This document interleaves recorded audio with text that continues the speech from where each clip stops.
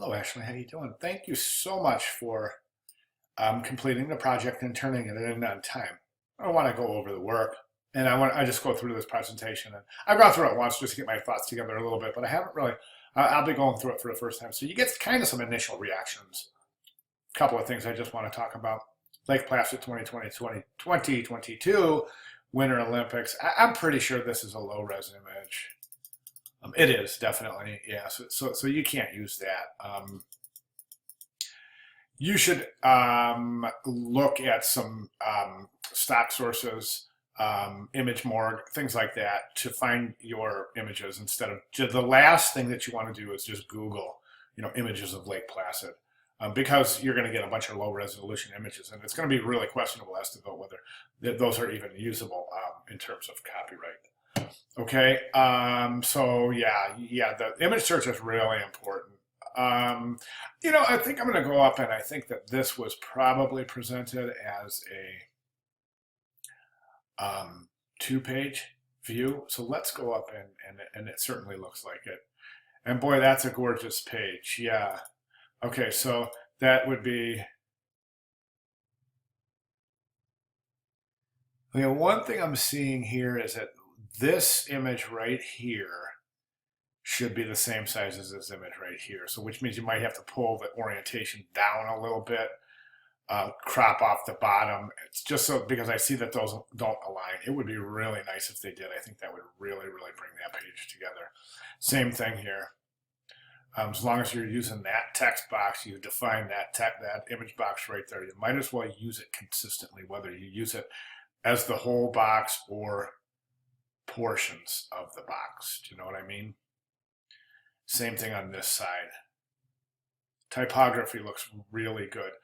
Look how this jumps. Okay, you see this headline? Okay, technically, when we turn the page, if you're going to move the text, it should align somehow, whether it be aligned down this way or across this way. But as we see horizontally when we turn the page, it's not. See how the headline jumps down a little bit. Let me Command R this so we can see. This headline begins at the 1-inch line, and this one begins at what looks to be a lot lower than that. Okay, so keep that in mind for consistency. Images and type. Yes, consistency on images and type.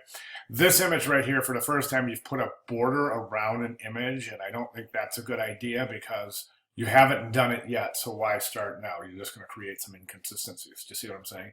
Try using that same area as if you have this image this size and you have that whole area, to put another image on. Put one in right there. So you're still defining that entire image box.